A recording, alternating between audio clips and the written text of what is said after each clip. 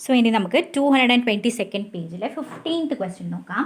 2 lamps, one rated 100 watt, 220 volt and another rated 60 watt and 220 volt are connected in parallel to the electric main supply. What current is drawn from the line if the supply voltage is 220 volt? സപ്ലൈയുടെ വോൾട്ടേജും തന്നിട്ടുണ്ട്. അപ്പോൾ 2 lamp ഉണ്ട്. എന്താ question? 2 lamp ഉണ്ട് അല്ലേ? 2 lamp ഉണ്ട്. ആ 2 ലാമ്പും എന്താ തന്നിരിക്കണം? ഒരു ലാമ്പിൻ്റെത് ഓക്കെ ഫസ്റ്റ് ലാമ്പിൻ്റെ എന്തൊക്കെയാണ്? പവർ റേറ്റിംഗ് തന്നിട്ടുണ്ട്. Power rating is 100 what. എത്രയിലാ 220 വോൾട്ടിൽ കണക്ട് ചെയ്ത്, അപ്പോൾ 100 വാട്ടാണ്. സെക്കൻഡ് ലാമ്പിൻ്റെ എന്താണ് power rating is equal to, നമുക്കിത് P1 എന്ന് എഴുതാം, ഇത് V1 എന്ന് എഴുതാം, ഇവിടെ P2 എന്ന് എഴുതാം.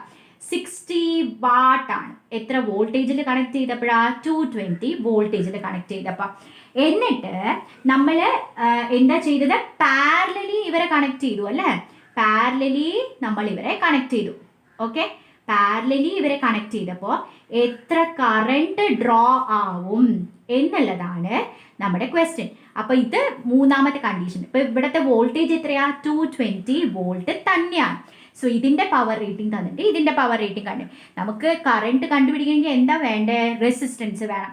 ഇതിന് എങ്ങനെയാണ് റെസിസ്റ്റൻസ് കണ്ടുപിടിക്കുക? നമുക്ക് ആകെപ്പാട് അറിയാവുന്ന ഫോർമുല P1 = V1² R അറിയാം അല്ലേ? അത് വെച്ചിട്ട് കണ്ടുപിടിക്കാം. നമുക്ക് ഇതിന് വേണ്ടത് എന്താ പറഞ്ഞേ? ഇതിന് വേണ്ടത് ഓംസ് ലോ ആണ്.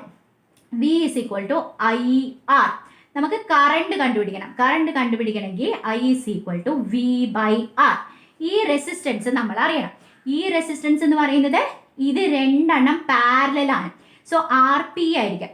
ഈ RP കണ്ടുപിടിക്കണമെങ്കിൽ ഇത് വേണം, ഇത് വേണം. അത് കണ്ടുപിടിക്കാനുള്ള വഴിയാണ് പവർ ഓഫ് ഫസ്റ്റും voltage of first, power of second, voltage of second. അതൊന്ന് കണ്ടുപിടിക്കാൻ നമുക്ക്. സോ ഫസ്റ്റ് കേസിന് റെസിസ്റ്റൻസ് കണ്ടുപിടിക്കാൻ പോവാം. എങ്ങനെയാ അത്? P1 = V1² അപ്പോൾ നമുക്ക് R1 എത്ര കിട്ടുക? R1 = V1² 220² power. ഇത് മുകളിൽ വരും, പവർ താഴെ വരും അല്ലേ? പവർ താഴെ. P1 = 220² എത്രയാണ്? ഫസ്റ്റിൻ്റെ 100. അതേസമയം P2 = V2² R2. അപ്പോൾ R2 = V2² എത്ര? സെയിം 220² ഡിവൈഡഡ് ബൈ പവർ എത്രയാണ്? 60. ഓൾറൈറ്റ്. അപ്പോൾ 2 റെസിസ്റ്റൻസും കിട്ടി. ഇനി ഇവർ രണ്ടുപേരെയും പാരലൽ കണക്ട് ചെയ്താൽ എന്താ സംഭവിക്കുക? RP കണ്ടുപിടിക്കണം. അതിന് 1/RP = 1/R1 + 1/R2 which is 1/RP = 1/R1 എന്ന് പറഞ്ഞാൽ എന്താ? തല കുത്തനിടണം അല്ലേ? 1/R1 എന്ന് പറഞ്ഞു കഴിഞ്ഞാൽ 100/220². 1 ഇത് നോക്കിയേ, 1 ഡിവൈഡഡ് ബൈ R1 എന്ന് പറഞ്ഞാൽ എന്താ അർത്ഥം?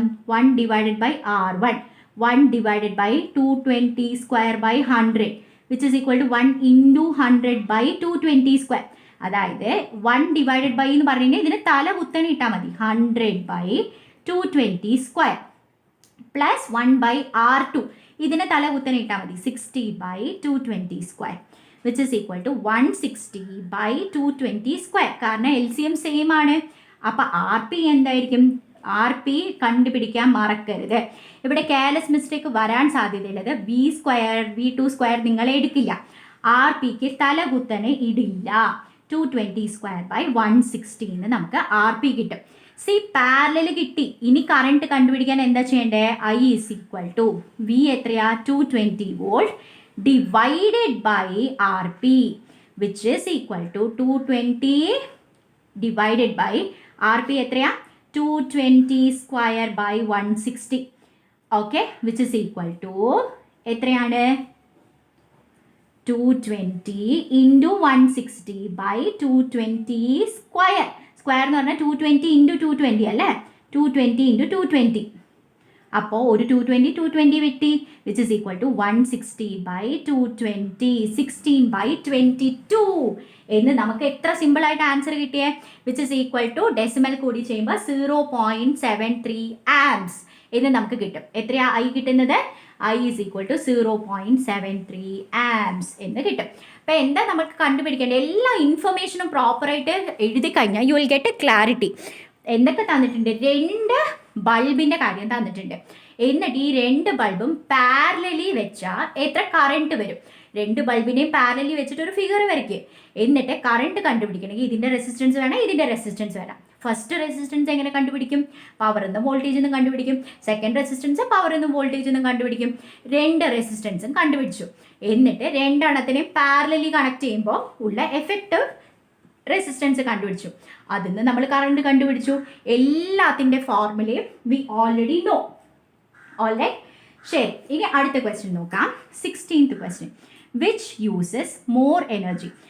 250 watt TV set in 1 hour or 1200 watt toaster in 10 minutes. Okay, അപ്പോൾ ഈ ക്വസ്റ്റ്യൻ ചെയ്ത് നോക്കാം. സോ ഇതിൽ നോക്കിയാൽ എന്താണ് തന്നിരിക്കുന്നത്? 2 പവർ തന്നിട്ടുണ്ട് അല്ലേ? ഫസ്റ്റ് വൺ P1 എന്താ condition? P1 is equal to 250 watt. T1 time എന്താണ്? 1 hour.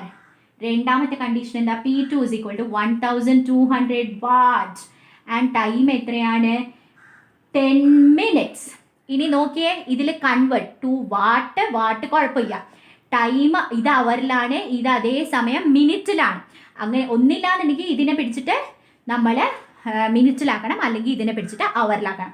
So best thing to do is 10/60 hour എന്ന് പറഞ്ഞിട്ട് കൊടുക്കുന്നതാണ് നല്ലത് ടൈം. ഓക്കെ, ഇനി എനർജിയുടെ ഫോർമുല E1 എത്രയാ? E1 is equal to P1 into T1 which is equal to 250 into 1 which is equal to, ഇത് joules എന്ന് എഴുതാൻ പറ്റില്ല കാരണം ഇത് സെക്കൻഡ് ആക്കിയാലേ നമുക്ക് ജൂൾസ് എന്ന് എഴുതാൻ പറ്റുള്ളൂ. വാട്ട് അവറിന് എഴുതിയാൽ മതി. അപ്പോൾ 250 watt hour. എന്തുകൊണ്ടാണ് ജൂൾസ് എന്ന് എഴുതാൻ പറ്റാത്തത്? ജൂൾസ് എന്ന് എഴുതാൻ പറ്റാത്തത് 2 joule is an SI unit. അപ്പോൾ അവൈലബിൾ ആയിരിക്കുന്ന എല്ലാ സാധനങ്ങളും SI യൂണിറ്റ് ആയിരിക്കണം, എന്നാലേ ജൂൾ എന്ന് എഴുതാൻ പറ്റുള്ളൂ. ഇത് കണ്ടോ, ഇത് അവറിലാണ്. ഒന്നില്ലെങ്കിൽ ഇതിന് സെക്കൻഡ് ആകണം, എന്നാൽ നമുക്ക് ജൂൾസ് എന്ന് എഴുതാം, അല്ലെങ്കിൽ നമുക്ക് വാട്ട് അവർ എന്ന് എഴുതാം. ഓൾറൈറ്റ്, ഇനി E2 നോക്കിയേ.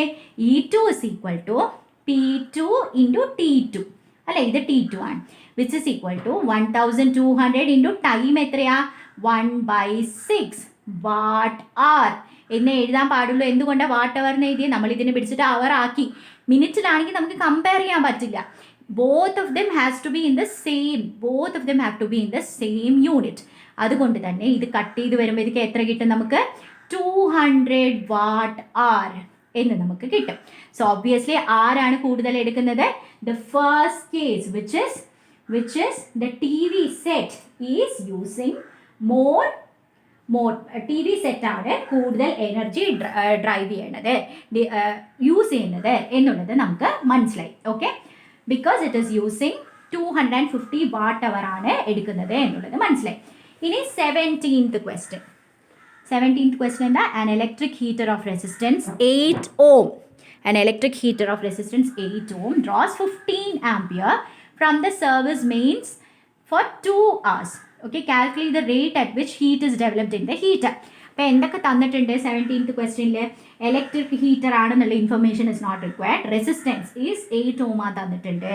Current is equal to 15 amperes ആണ് തന്നിട്ടുണ്ട്. Time is equal to 2 hours ആണ് തന്നിട്ടുണ്ട്. Calculate the rate at which heat is formed എന്ന് പറഞ്ഞാൽ എന്താ കണ്ടുപിടിക്കേണ്ടത്? Rate at which heat is formed. Rate at which heat is formed എന്ന് പറഞ്ഞു കഴിഞ്ഞാൽ you are as the power rate of work or energy consumed is power. ഇപ്പോൾ important ആണ് power. So പവറിൻ്റെ യൂണിറ്റ് എന്താണ്? Power is equal to I² R. ഓക്കെ, power is equal to I² R. അതെന്തുകൊണ്ടാണ്? Heat by time rate ചോദിച്ചിരിക്കുന്നത്. I² RT by T, I² RT by T, which is I² R ആണ് ചോദിച്ചിരിക്കുന്നത്. So you don't even require this time, which is I² എത്രയാണ്? 15² into resistance is 8. 15² എത്രയാണ്? 225 into 8 is equal to 1800 watt എന്ന് നമുക്ക് കിട്ടും. You don't even require this time. If it had been the heat energy produced you would require this time. I² RT എന്ന് എഴുതണം. പക്ഷേ rate ആണ് ചോദിച്ചിരിക്കുന്നത്. റേറ്റ് ആയതുകൊണ്ട് തന്നെ you don't require I² R എന്ന് പറഞ്ഞിട്ട് നമുക്ക് ചോദിക്കാം അല്ലേ? I² RT T I square R T ആണ് ഹീറ്റ്. അത് ഡിവൈഡഡ് ബൈ ടൈം ചെയ്ത് കഴിഞ്ഞാൽ you are going to anyway get I square R. So you can simply calculate using I square R. Okay, so you got the answer as I square R.